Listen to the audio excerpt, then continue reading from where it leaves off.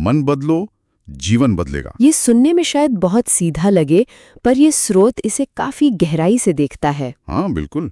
और इसकी जो मूल बात है वो ये कि असली बदलाव जो है ना, वो बाहर की चीजों में नहीं है, वो हमारे अंदर है, हमारे मन में। सही। तो इस चर्चा का मकसद यही समझना है कि ये स्रोत विचारों और जीवन के हालातों के बीच क्या कनेक्शन बताता है। हाँ, और ये इस बात पर भी गौर करता है कि क्यों कुछ लोग मुश्किलों में भी आप देखिए खुश रहते हैं और कुछ अच्छी भली स्थिति में भी दुखी। एग्जैक्टली। स्रोत कहता है इसका सीधा कारण उनकी वो मानसिक स्थिति है, जैसे वो सोचते हैं। मतलब कोई भी बाहरी बदलाव हो, सेहत हो, खुशी हो, कामयाबी, उसकी शुरुआत तो अंदर से ही होती है, एक विचार से। ये दिलचस्प है। मतलब सिर्फ इच्छा नहीं, बल्कि सोचने का जो पैटर्न है उसे बदलना जरूरी है। हाँ, ये स्रोत इस कनेक्शन को कैसे कैसे समझाता है, विचार और असलियत के बीच? देखिए स्रोत ना एक बहुत अच्छी मिसाल देता है।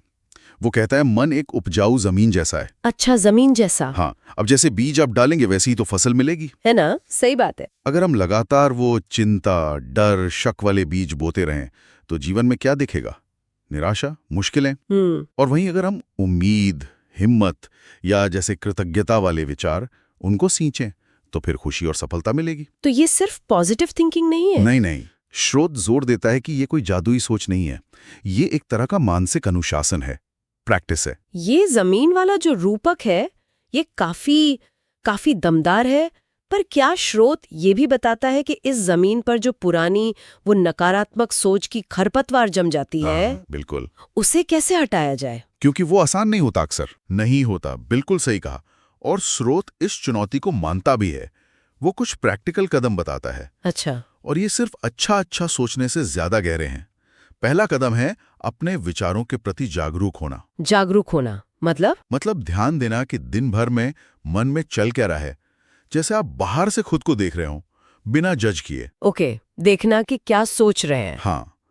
दूसरा, उन नकारात्मक या वो जो खुद को कमजोर समझने वाले विचार है ना, उनको पहचानना और फिर उनको चैलेंज करना, सवाल करना उन पे। हाँ।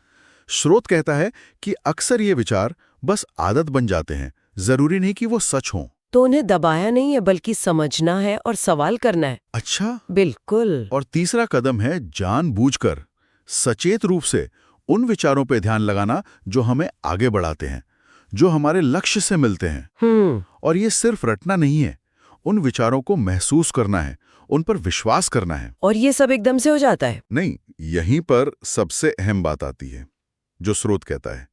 ये एक अभ्यास है, प्रैक्टिस। जैसे कोई जिम जाकर बॉडी बनाता है ना, वैसे ही मन को ट्रेन करने में टाइम लगता है, लगातार कोशिश लगती है। हाँ, रातों रात बदलाव नहीं होता। बिल्कुल नहीं, उसकी उम्मीद करना ठीक नहीं।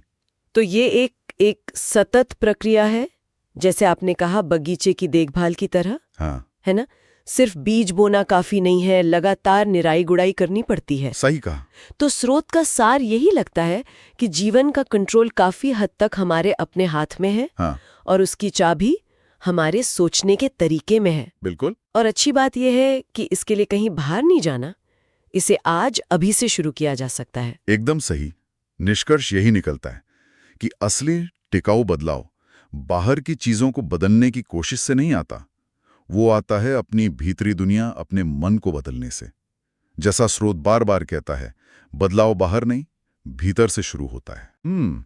ये एक बुनियादी सच्चाई है जिसे हम शायद रोजमर्रा की भागदौड़ में भूल जाते हैं। हाँ, अक्सर नजरअंदाज कर देते हैं।